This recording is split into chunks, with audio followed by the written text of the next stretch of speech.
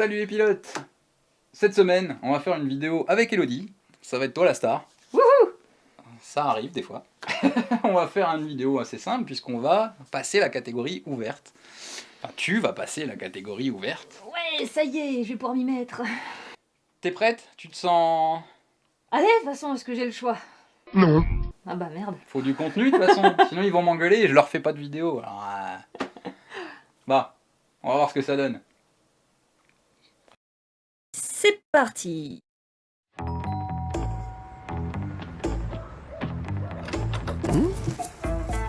Oh, Hey, so you're my new pilot. c'est quoi ces animations?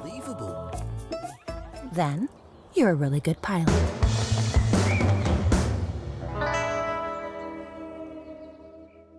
Ok. Alors on va dire déjà une petite chose. Effectivement, les vidéos ne sont pas traduites en français. Moi, ça me pose pas de problème. Ils disent que les vidéos sont assez claires pour être comprises par quelqu'un qui ne parle pas du tout anglais. J'en suis pas sûre en fait. Sincèrement, parce que, bon, en plus l'animation est assez dégueulasse, hein, enfin, faut pas laisser ça aux stagiaires. Il y a des gens dont c'est le métier de faire de l'animation, et il faut passer par ces gens-là. C'est mieux, en fait. Alors, une grande vidéo qui ne tient pas tout à fait dans l'écran. Non, hein.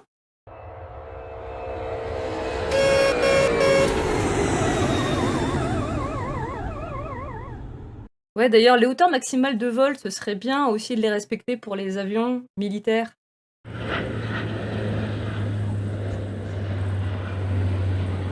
Bon, bah, du coup, la vidéo là n'est pas très à jour pour la numéro 8.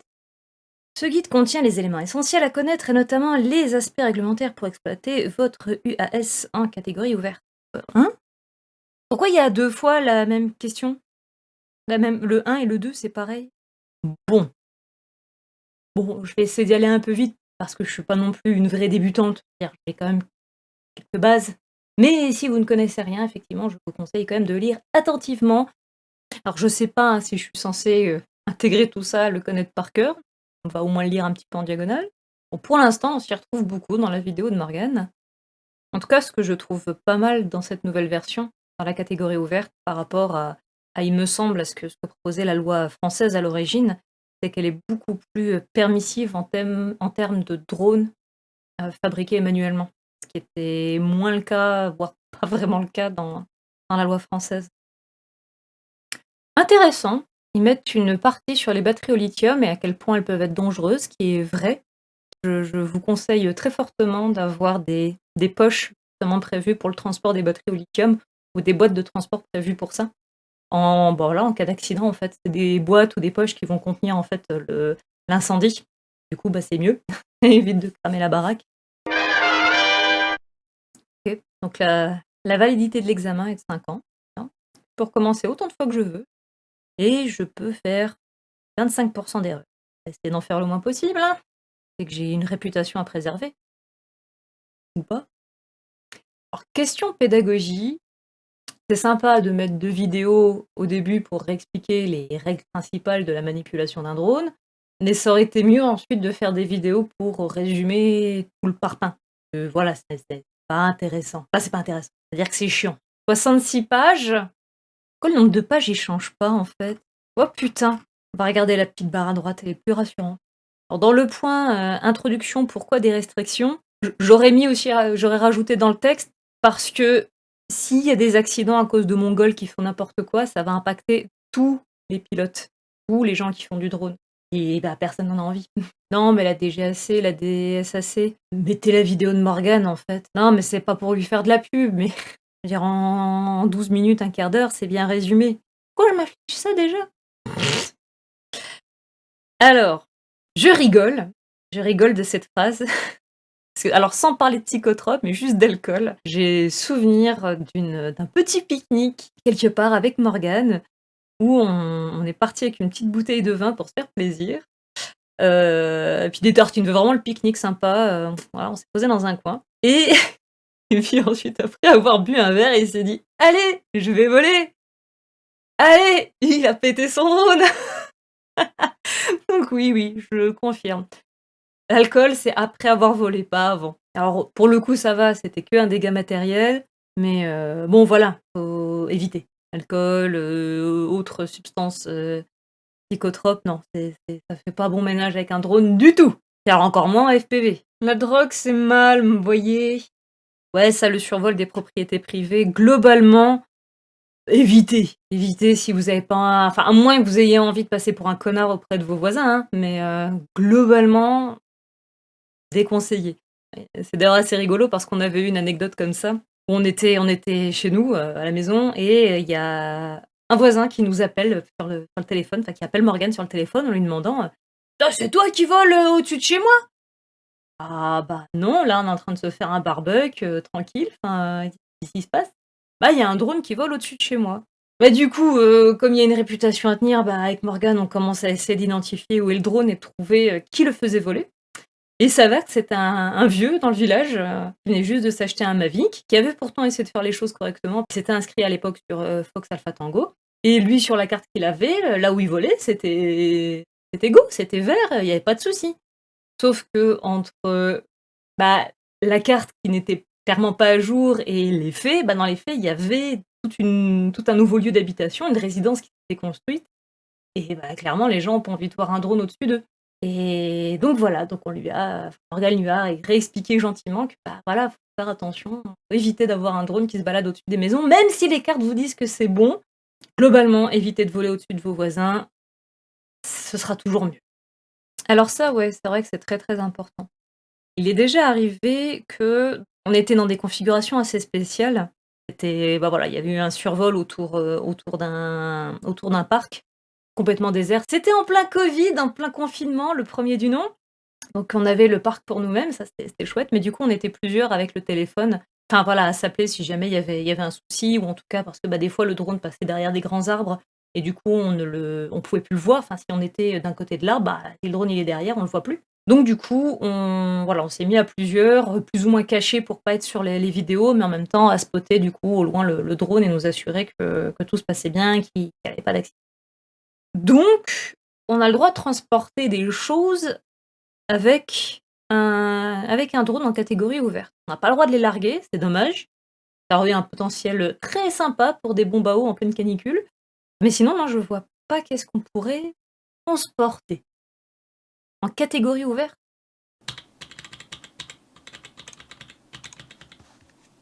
Oh putain, encore pub liquide. Elodie, envoie le liquide!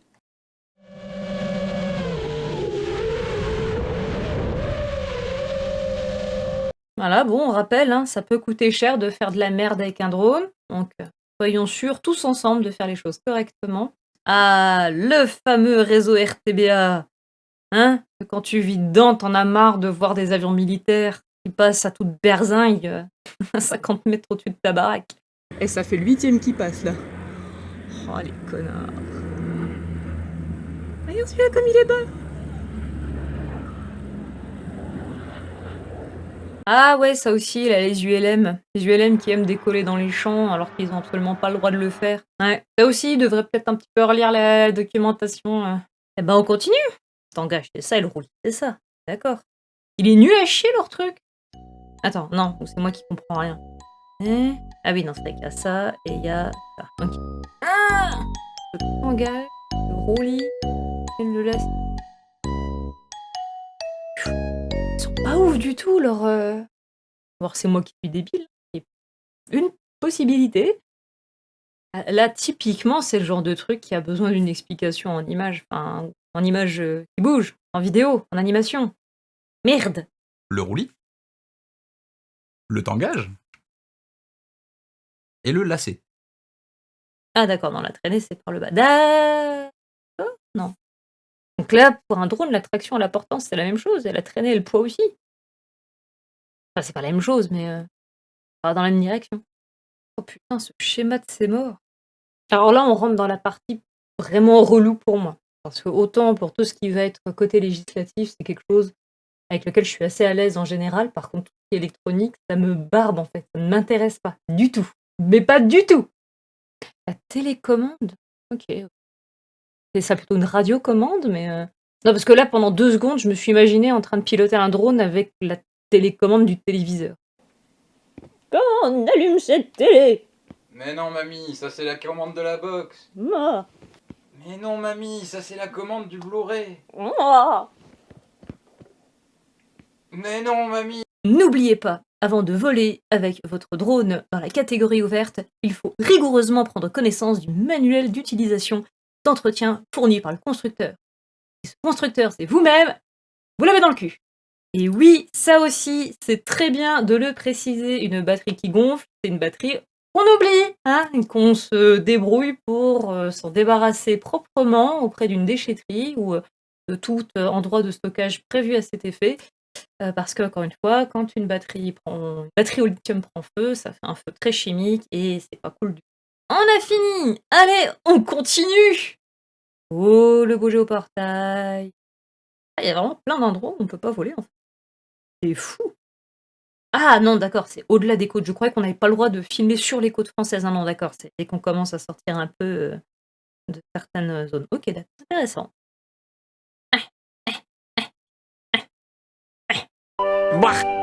Bon, ça, je crois qu'on commence à le comprendre.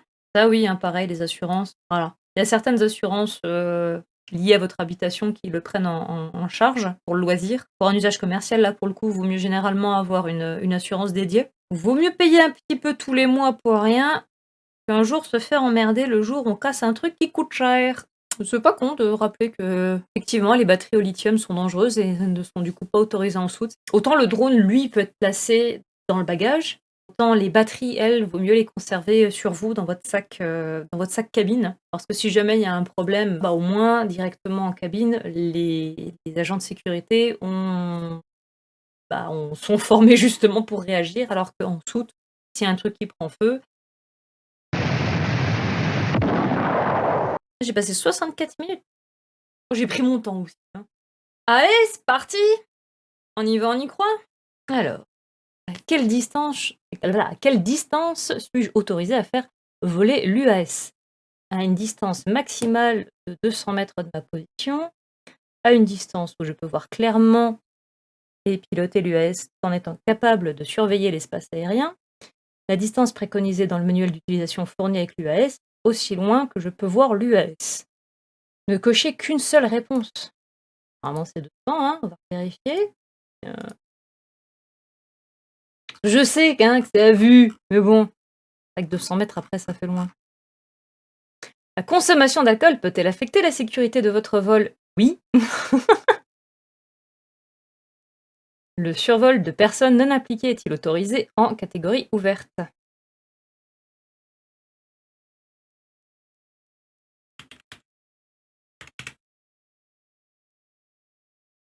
Oui, c'est ça, pas le rassemblement de personnes, mais que faut-il prendre en compte concernant la durée du vol? Je ne peux pas faire atterrir mon UAS tant que le temps de vol prévu n'est pas atteint. Le temps de vol prévu peut être légèrement supérieur à l'autonomie recommandée des batteries.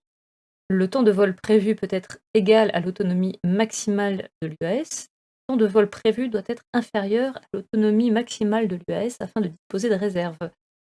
Vaut mieux ça, en fait, hein? Le transport de marchandises dangereuses est-il autorisé en catégorie ouverte? Non! Qu'est-ce qui n'est pas considéré comme une marchandise dangereuse? Les substances corrosives, les outils, le gaz, les liquides ou solides inflammables. C'est-à-dire les outils, hein. D'accord que je trouve que même trimballer un tournevis, ça peut être dangereux, mais bon, ou une pince. Prends une pince là dans la gueule, ouais. À voir si c'est pas dangereux. Les vols sont-ils autorisés au sein d'une vol de restriction d'UAS? Non. Un truc là-dedans? Ça sert à rien leur guide en fait. Oui, je veux dire, il y a un peu la réponse dans la question. Autorisé dans une zone restriction d'UAS. Ouais, alors, la réponse 1, oui, mais ah bah oui, mais non. Est-ce que c'est un rapport avec la catégorie ouverte ou pas là du coup? Parce que oui, il peut y avoir des drones qui volent je veux dire, je sais très bien qu'il y a des inspections qui sont faites dans les centrales nucléaires avec des drones. Mais c'est des mecs qui sont autorisés et qui ont 14 000 certifications et qualifications pour le faire. C'est pas Pimpin avec son Mavic Mini qui va faire ça.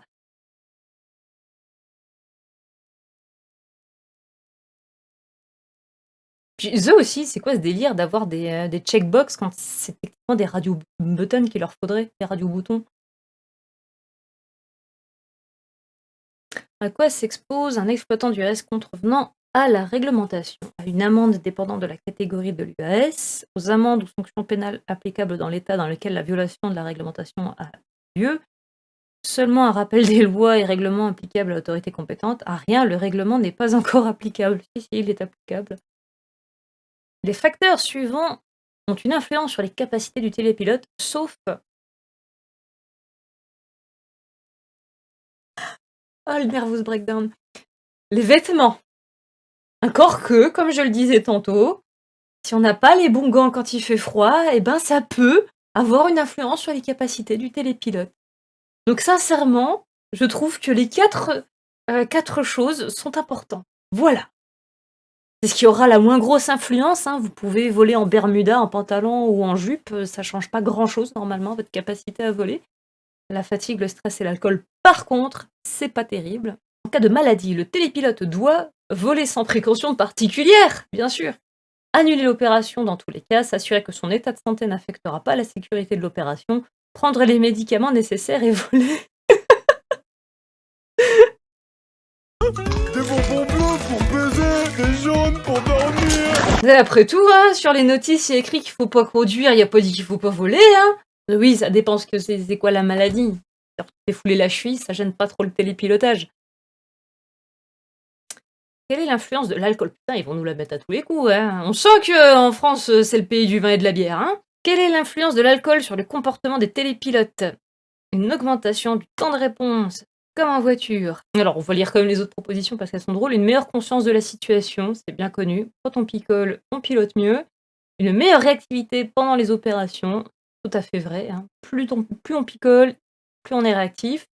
Et une meilleure visualisation, évidemment, c'est tout à fait connu que grâce à l'alcool, on a une meilleure vision. Elle devient d'ailleurs plus périphérique, on voit même à 360 degrés. Et on voit beaucoup plus loin. On passe d'une vue à 4,5 km. Et on gagne 1 km par gramme qu'on prend. Lorsque la zone d'opération est vallonnée et comprend des obstacles, arbres, bâtiments, etc., quelle est la meilleure technique pour évaluer la présence d'une personne non impliquée? Le pilote de l'UAS utilise des panneaux d'avertissement autour de la zone mentionnant son numéro de téléphone portable. Le pilote de l'UAS procède à un examen visuel détaillé de la zone d'opération depuis le site de décollage. Le pilote de l'UAS prévient à haute voix du début des opérations de l'UAS. Le pilote de l'UAS procède à une ronde d'inspection de la zone d'opération. Alors, c'est plutôt la quatrième, hein, évidemment, mais je trouve que la première, ça n'est pas con non plus, de prévenir, en tout cas. Ça, on l'a déjà fait dans certaines zones où il pouvait y avoir du passage, où du coup, on avait mis des petites affichettes un peu partout pour dire attention, il y a un drone qui vole. Alors, c'était un drone, c'était en intérieur, donc en soi, il n'y a rien qui nous obligeait à le faire. Et c'était un drone caréné, donc très peu de risque d'accident. Il y a toujours un risque d'accident, mais c'est quand même très très faible. Et du coup, on avait disposé plein de petites affichettes autour pour dire attention, zone où il y a un enregistrement en drone à l'intérieur, donc faites attention, prenez peut-être un autre chemin ou marchez lentement, soyez attentifs, etc. Pourquoi est-il particulièrement important de surveiller en permanence l'espace aérien pendant l'opération de l'UAS? Le temps, à la limite, ouais, je veux dire, même si vous habitez dans une zone où la météo change très très vite, voilà, normalement, c'est pas tellement le gros risque. Surtout le risque que un drone pourrait potentiellement créer une collision avec un avion, un hélico ou autre.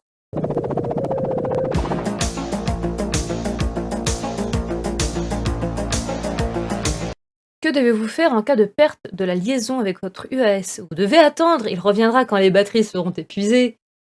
Vous devez appeler les gens du quartier pour obtenir de l'aide, vous devez essayer de vous rapprocher de l'UAS pour rétablir la liaison, vous devez attendre, la liaison finira par se rétablir. On va essayer de se rapprocher, hein. Allez, cherche. Allez, vas-y, allez, cherche, allez. Une petite brique, ouais. Que dois-je vérifier à proximité de la zone de mes opérations? La présence de routes, la présence d'herbes hautes. Il y a un risque de Pokémon sauvage. Et si vous n'êtes pas équipé de Pokéball, ça peut être dangereux. De paysages photogéniques, la présence de personnes, 1-3-5, pardon. S'en fout déjà, je vais faire des belles photos. Hein. Alors, que dois-je vérifier avant le vol?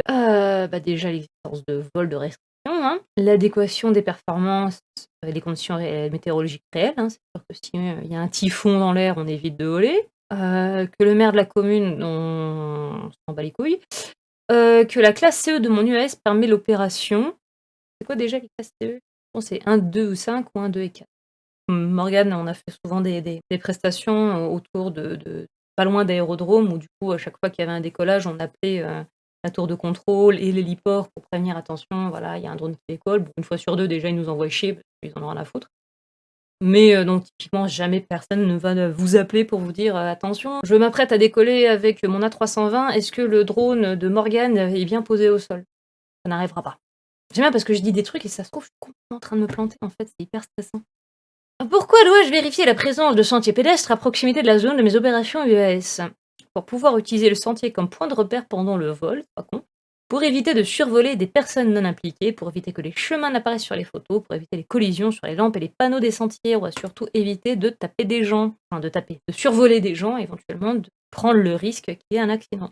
À proximité de ma zone d'opération, je dois vérifier la présence de nids d'oiseaux, de buissons et d'herbes hautes, de paysages photogéniques, d'éoliennes. Strictement interdit de voler autour d'éoliennes.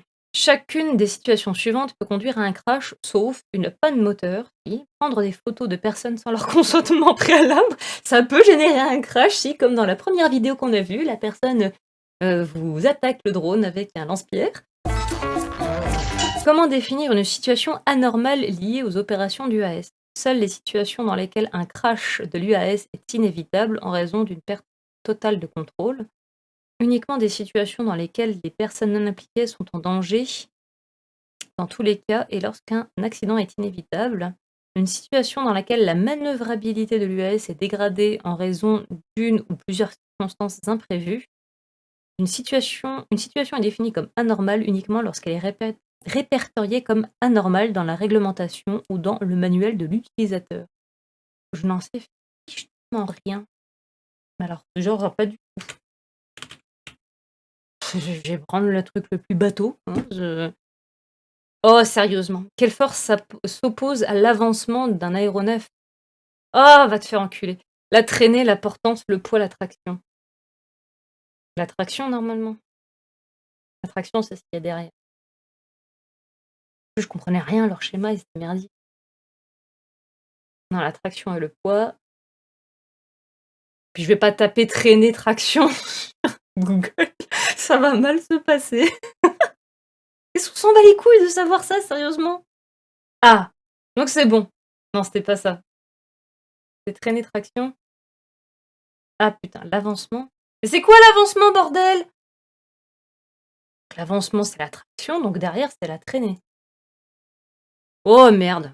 Toutes les propositions suivantes désignent le mouvement d'un aéronef autour d'un axe de référence, sauf la rotation. Les US font l'objet de limitations environnementales, plage de température, d'utilisation au vent maximum, conditions météorologiques. Où un télépilote peut-il trouver ces limitations?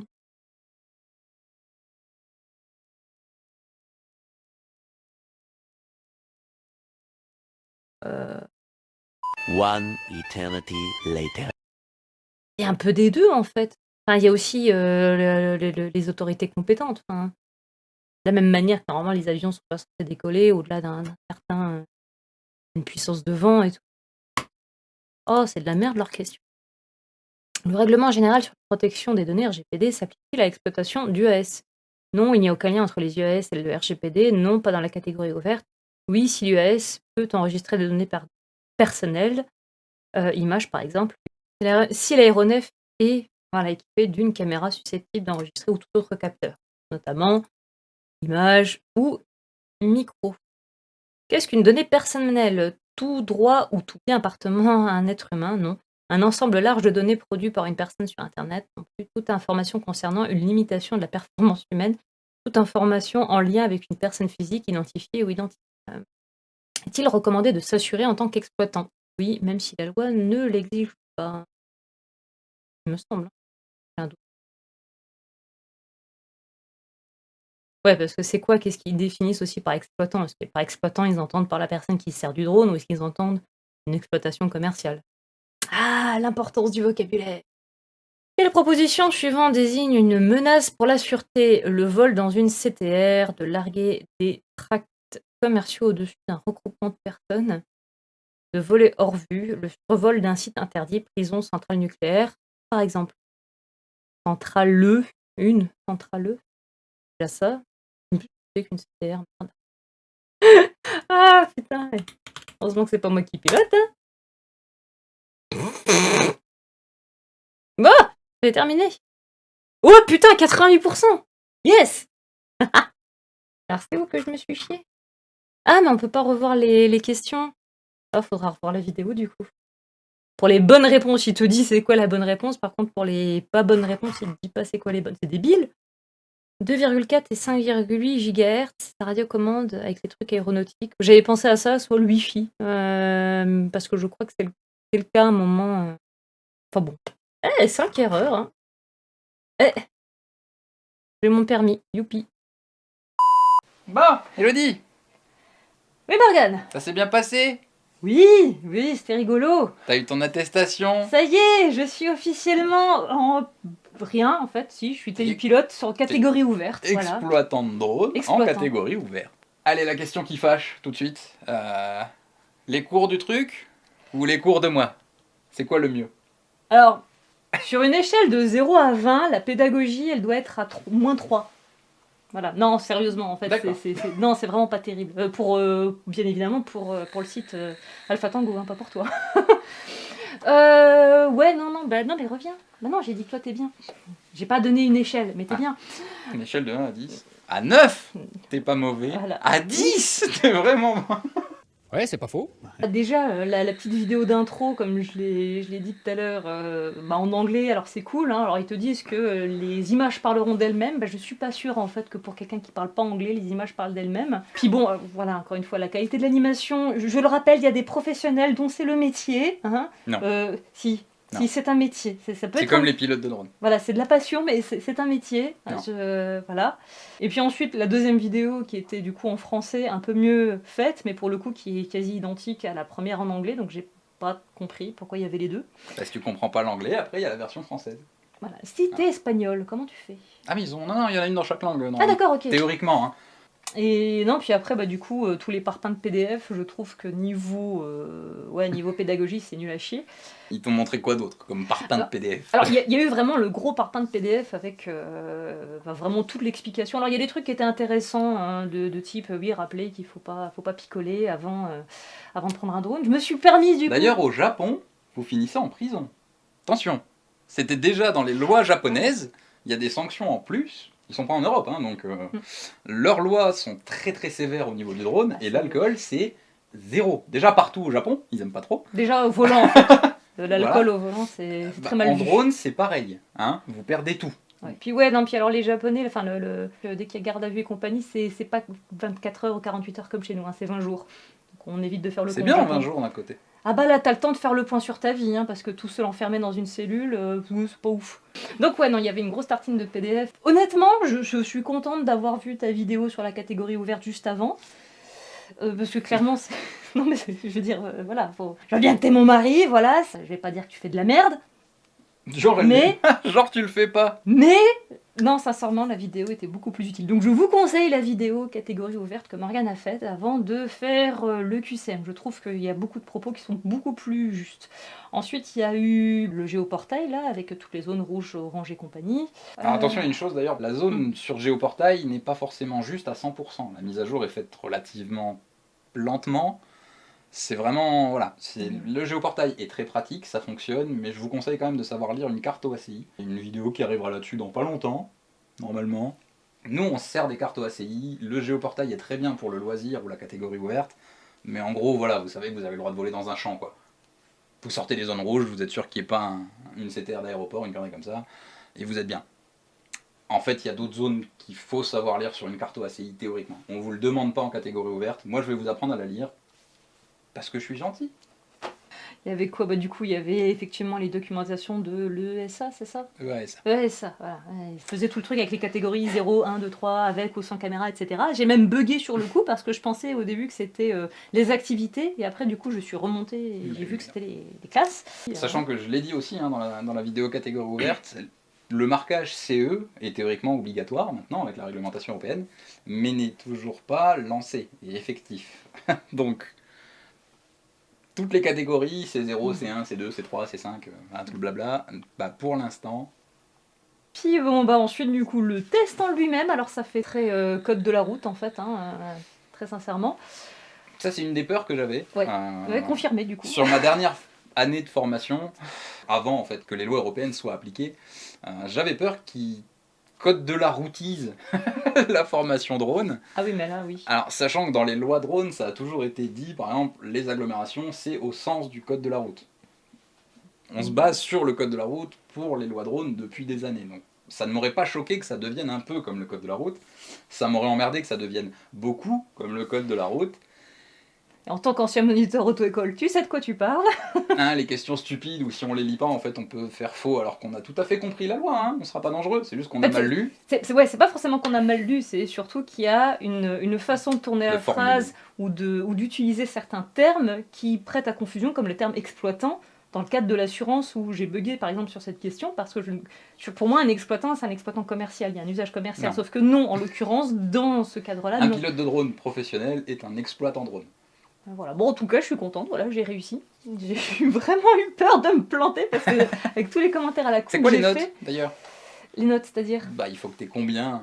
Ah oui, Il y a combien de questions 75%, il y a 40 questions et il faut 75% de réussite. Le CATT pour les professionnels, bon, à voir s'il n'a pas déjà changé, hein, c'était 60 questions, et pour l'avoir, minimum 45. Donc là, c'est 40 questions et c'est 30 bonnes réponses, minimum. Donc au final, ça revient au même. Oui. C'est vrai que j'étais plutôt fier de mon 57 sur 60. Je pensais que c'était 58. À chaque fois, Oui. je disais 58. Eh En ben fait, non. c'est 57. T'es déçu, hein? Un peu. Alors, sachant qu'à l'époque, donc avant qu'il y ait un truc vraiment drone, c'était un CATT ULM. Si on passait le CATT et qu'on avait plus de 55 sur 60, on pouvait être formateur ULM. Ils l'ont enlevé 2 mois avant que je le passe. Voilà. Donc j'aurais pu faire formateur ULM aussi, mais... Yes, donc tu l'as eu.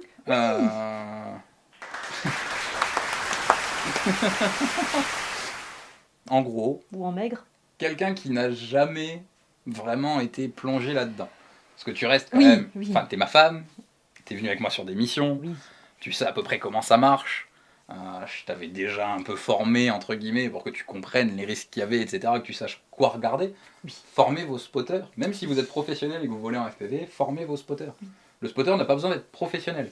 Il a juste à tenir la radio, il est là au cas où pour reprendre le contrôle si besoin. Donc théoriquement, on est d'accord, s'il n'est pas pro, il n'a pas le droit de récupérer un drone en ville. C'est débile, mais vaut mieux que lui le récupère que le drone tombe. D'accord? Donc formez vos spotters, apprenez-leur ce que vous savez. Donc pour quelqu'un qui...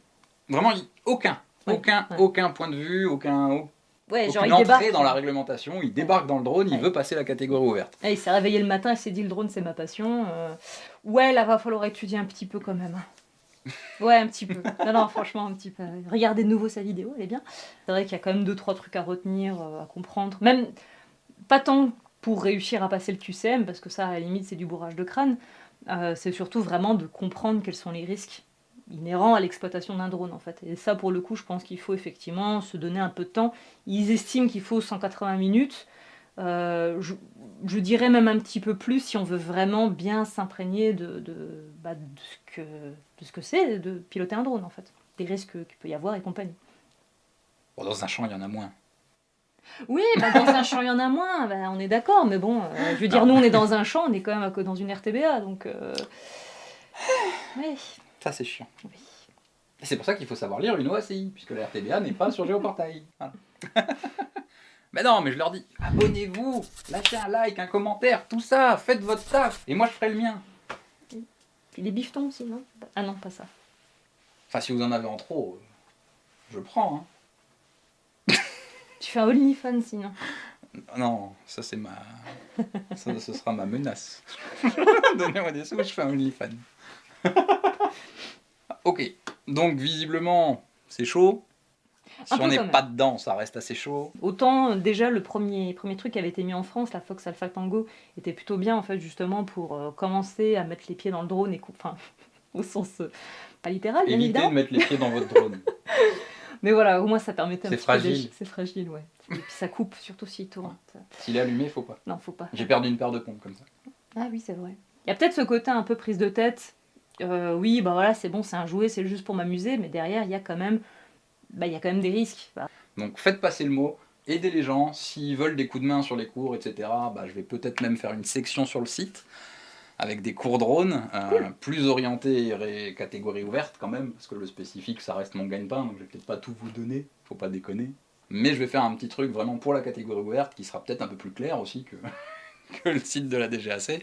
J'espère, on verra bien. Ah ouais, non, mais là, il y a un gros taf à faire de leur côté. Enfin, je trouve ça dommage, parce que d'un côté, je comprends qu'ils aient pas forcément le temps ou l'envie d'aller Ils ont pas de mettre des moyens. Voilà, Ouais, je ils ont pense pas que les c'est moyens. surtout un problème de moyens. De toute façon, en France, j'ai l'impression que c'est toujours un problème de moyens. Pourtant, il y en a de la thune en France. c'est Non cool. mais là il n'y a pas de moyens humains, ils Oui. n'ont pas de moyens financiers. Mais voilà, bah, en fait, Parce que je parlais avec des voilà, gens de la DGAC. voilà, généralement, les moyens humains se trouvent avec les moyens financiers. Mais quand t'as pas le pognon, t'as pas la Bah, là force ils de ont ni l'un travail. ni l'autre. Oui, non, mais, oui. Mais franchement, et c'est bien dommage parce que clairement, ils auraient tout à gagner à justement ce que les gens soient plus formés, même ne serait-ce qu'auprès du grand public en fait, parce que c'est vrai qu'il y a toujours cette image un peu ah, drone, ah, il est là pour Comme dans s'insurer dans notre vie. Oui, Comme comme- dans l'intro de la vidéo de la semaine dernière, si vous l'avez toujours pas Oui. vu. En fait, je vais bien. Elle est C'était là, pas elle est- pour de vrai. Donc si ça vous a plu, n'hésitez surtout pas, abonnez-vous, lâchez un like, un commentaire, faites tout ça. En tout cas, j'espère que ça vous plaît. C'était une vidéo un peu particulière cette semaine, tu vois. Particulière La vidéo. phrase YouTube, non c'est faux, je le dis pas souvent parce que ça m'énerve quand les youtubeurs le disent, bah pour une fois c'est vrai. Enfin, c'est une vidéo pour toi, voilà. C'est toi la star, c'est vraiment toi qui as tout fait. Littéralement, j'étais à la pêche. J'ai tout allumé, j'ai fait allez, salut hein. Et puis je reviens pour l'intro et la conclusion. Nickel. Non, merci beaucoup. J'en prie, mon loup. C'est cool. Bah, nous on se dit à la semaine prochaine pour une prochaine vidéo. Allez, ciao les pilotes. Bon vol.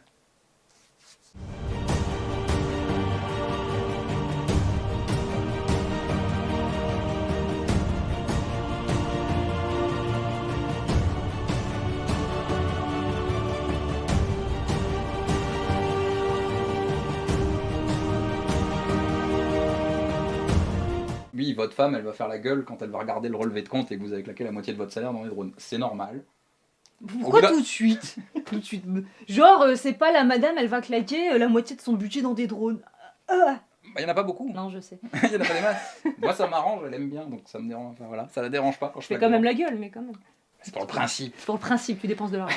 Voilà, c'était le petit moment sexiste.